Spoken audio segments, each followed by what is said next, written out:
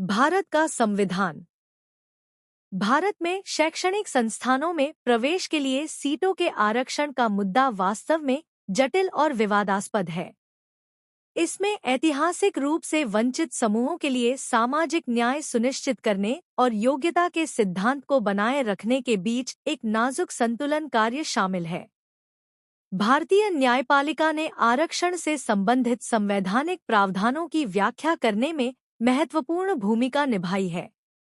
नीचे ऐतिहासिक रूप से तय मामलों की मदद से इस मुद्दे पर एक महत्वपूर्ण चर्चा की गई है। 1. संवैधानिक प्रावधान। अनुच्छेद 15 4 उदास-स्माइली राज्य को सामाजिक और शैक्षणिक रूप से पिछड़े वर्गों SABC, अनुसूचित जातियों SC और अनुसूचित जनजातियों ST की उन्नति के लिए विशेष प्रावधान करने की अनुमति देता है।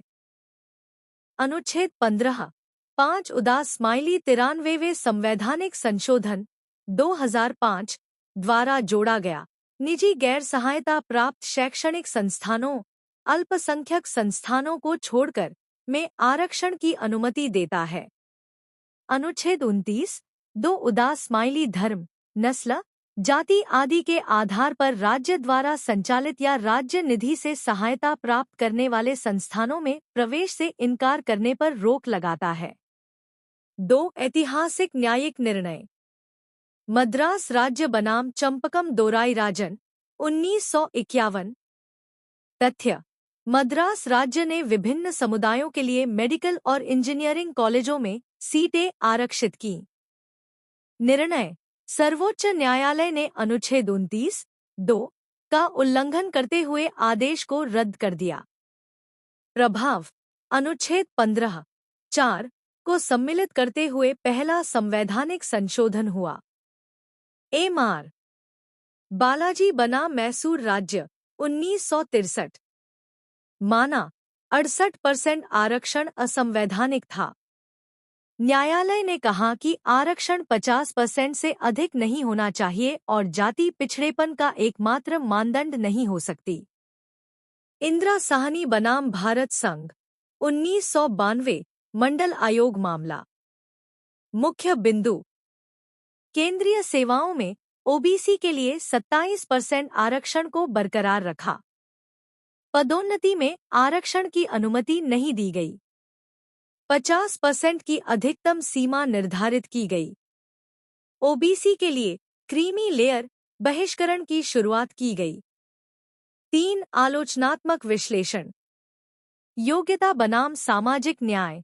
आरक्षण का उद्देश्य वंचित समूहों का उत्थान करना है, लेकिन आलोचकों का तर्क है कि यह योग्यता आधारित प्रवेश से समझौता करता है, खासकर आईआईटी और एम्स जैसे प्रमुख संस्थानों में।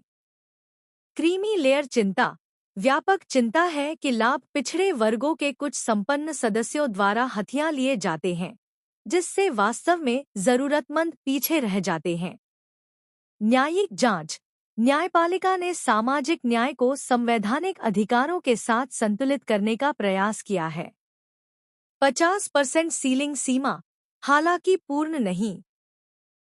क्रीमी लेयर बहिष्करण और गैर मनमानी सुनिश्चित करना। समय समय पर समीक्षा की आवश्यकता। पिछड़ेपन के मानदंड और आरक्षण नीतियों की प्रभावकारिता की निरंतर समीक्षा और डेटा समर्थित मूल्यांकन की आवश्यकता है।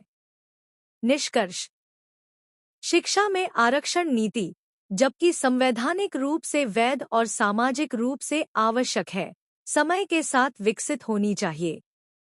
न्यायालयों ने तर्कसंगता, आनुपातिकता और निष्पक्षता पर जोर दिया है। आगे बढ़ते हुए एक अधिक समावेशी और साक्ष्य आधारित दृष्टिकोण जिसमें आर्थिक मानदंड भी शामिल हैं, शिक्षा की गुणवत्ता पर ध्यान केंद्रित करता है और क्षेत्रीय असमानताओं को संबोधित करता है, न्यायसंगत विकास के लिए आवश्यक है।